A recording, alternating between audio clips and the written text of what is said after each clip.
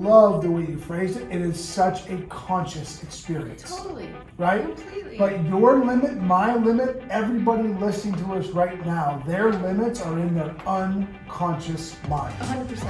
It is the darkness we talked about before.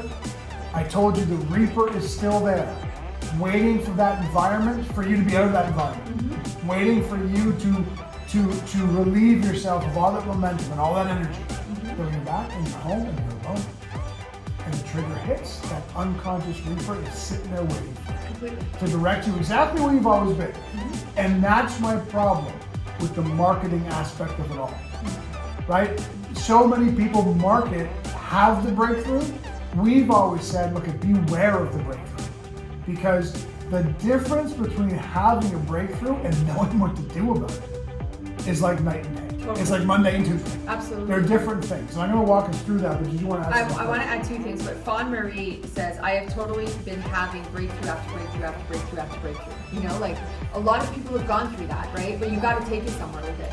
And you know, I kind of like repeated Pitbull's quote that he says at the beginning on our breaks. It's not about making it, it's about maintaining it. Because you know what? I Let me think- tell you about that guy. He's right. Right, I mean, it's He's spot on. It is bang on. It's not about making it; it's about maintaining it. Yes. And what you and I talk about is sustainability. Yeah. And a couple of years ago, I started to say like sustainability is sexy. It is. Like, you know what? It might take you a while to get to sustainability, but you know what? I'd rather help you become happy for the rest of your life, as opposed to happy for this year, Yeah, or next month, or next week, etc. You're reading my notes again, because those are the next 2 points again. No, So we're stop just on reading my the notes. same wavelength. Stop reading my notes. I got to ask you questions this show. Okay, I'm done. No, yeah, stop reading my notes. Exactly. Awkward, I'm indeed. not reading. Every time that like it's a thing that's Frank, I think Frank is at the mic because that was you. That was no. Oh, it sounded like Frank. There you go. Unfortunately, I don't know if it's a compliment or not, but that sounded like you. They're famous. So let me break down some science for a second. Okay. Okay? Hey, look at a lot of people love to hear this stuff. They love to understand it. Some people don't, and that's fine. But this is our show, and we get to say what we want.